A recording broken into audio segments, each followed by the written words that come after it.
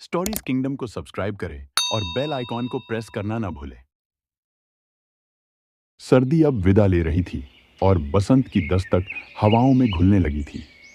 गांव के रास्तों में बिखरी सरसों की खुशबू और खेतों पर फैली ओस जैसे इस बदलाव की गवाही दे रहे थे। होली आने वाली थी और इस बार शनिवार और रविवार को जोड़कर 3 दिन की छुट्टियां थीं। इसी बीच नवीन को सरकारी नौकरी के पत्र के साथ हरिदेवपुर के एक स्कूल में बतौर शिक्षक नियुक्त होना था। पत्र मिलते ही अगले दिन सुबह सुबह वह शियालदह से ट्रेन पकड़कर हरिदेवपुर के लिए रवाना हो गया। जैसे ही वह स्टेशन पर उतरा, मानो प्रकृति ने उसका स्वागत किया हो। चारों ओर हरियाली, दूर तक फैले धान के खेत और पीली सरसों से ढकी धरती। सुबह की ओस से भीगी हुई मिट्टी और ठंडी हवा में रची बसी गंध में एक तरह की जादुई मिठास थी। नवीन ने कुछ स्थानीय लोगों से रास्ता पूछकर स्कूल की दिशा में कदम बढ़ाए। रास्ते में घने बांसों के झुरमुट को पार करते ही उसे स्कूल की लाल ईंटों वाली इमारत दिखाई दी, जो सड़क के आखिर में गर्व से खड़ी थी। स्कूल के सामने एक बड़ा तालाब था और पीछे आम कटहल का बाग। उस दिन छुट्टी थी। स्कूल पूरी तरह सुनसान पड़ा था। वहां केवल दरबान पराण मौजूद था। नवीन ने उसे अपना परिचय दिया और पूछा कि क्या गांव में कहीं किराए पर रहने की जगह मिल सकती है। पराण मुस्कुराया और बोला, सर, यहाँ कोई किराया नहीं देता, सब अपने घरों में रहते हैं। नवीन का चेहरा बुझ गया। एक तरफ नौकरी, दूसरी ओर रहने की समस्या।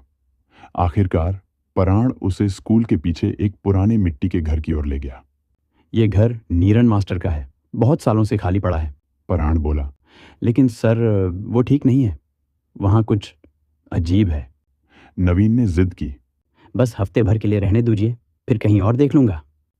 घर पुराना था, दीवारें उखड़ी हुई, खिड़कियों पर जाले और अंदर एक खाट, एक मेज और दीवार पर एक बड़ी सी लड़की की जड़ी हुई तस्वीर, वही नीरन मास्टर की बेटी। पराण बोला, सर, इस तस्वीर को मत हटाइए, मास्टर जी ने बहुत प्रेम से लगवाई थी। थोड़ा बहुत पैसे देकर नवीन ने घर साफ करवाया और अगली सुबह अपने बैग के साथ वहां आ गया।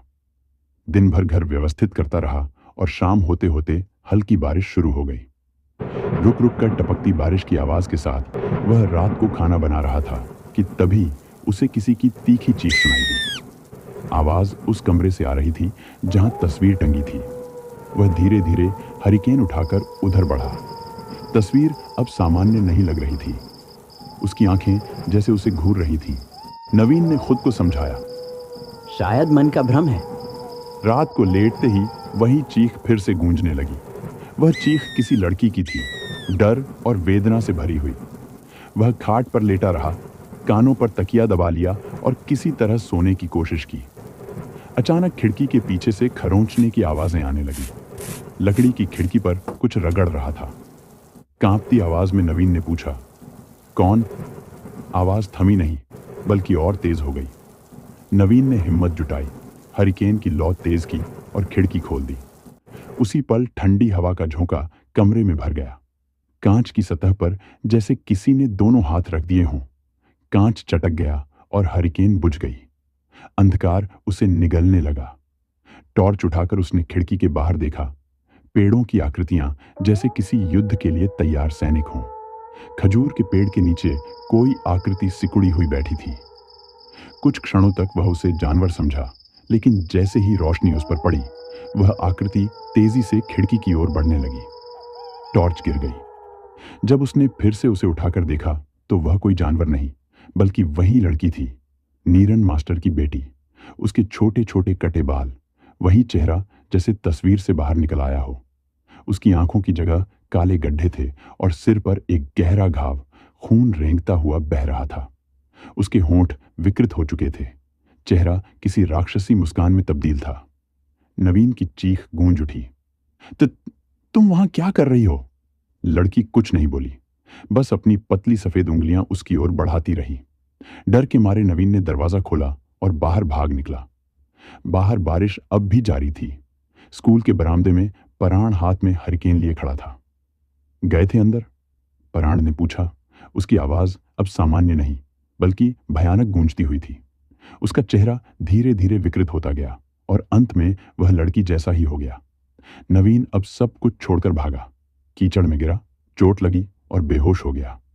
अगली सुबह आंख खुली तो सामने वही प्राण था, इस बार सामान्य रूप में। सर, क्या देखा आपने? नवीन ने सारी बात बता दी।